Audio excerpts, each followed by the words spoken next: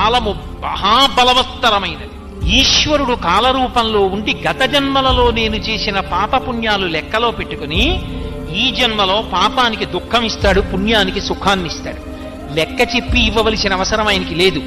చాటు నుండి ఫలితాన్ని ఇస్తాడు. చెట్టు చాటు నుండి రాముడు వాలికి ఫలితాన్ని ఇచ్చినాడు. ఆయన ఎదురుగుండా వచ్చి కోటేశ్వరరావు ఫలానా జన్మలో ఫలానా పేరుతో ఉన్నప్పుడు ఒక కుక్కని కొట్టావాయ్, అందుకని ఆ ఫలితాన్ని వాళ్ళకి ఇస్తున్నానోయ్, 11 గంటలకి నీ మోకాలు మీద కూడా దెబ్బ తగులుతుందోయ్, మోకాలు మీద నొప్పి 3 రోజులు ఉంటుందోయ్, అప్పుడు కుక్కకు 3 రోజులు ఉందోయ్, ఆయన నాకు చెప్పక్కర్లా, మోకాలు నొప్పి పెట్టేట్టు చేస్తాడు.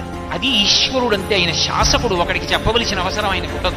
కానీ కర్మ ఫలితం మాత్రం నడిచి వెళ్ళిపోతూ ఉంటుంది.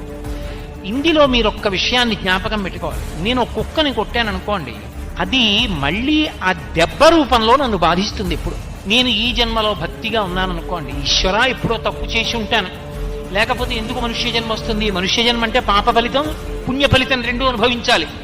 కానీ తండ్రి బాధ పెట్టదు. బాధ పెట్టావనుకో, నీ పాదముల యందు అనురక్తి తగ్గిపోయి ఆ బాధ గురించి ఆలోచిస్తాను. వద్దు, నా పాపములు క్షమించన్నాను అనుకోండి, అలా కుదరదు. చేశావు కాబట్టి ఫలితం అనుభవించాలంటే ఇప్పుడు నీ చేసిన కర్మ గొప్పదవుతుంది. ఈశ్వరుడు గొప్పవాడు కాడు. ఈశ్వరుడు ఏం చేస్తాడంటే భక్తితో జీవనం చేస్తున్న వాడి యొక్క కర్మ ఫలితాన్ని తగ్గిస్తాడు. అందుకే నమఃశివాభ్యాం అశుభాపహాభ్యాం అని ఆపదామపహర్తారం దాతారం. Download ShareChat.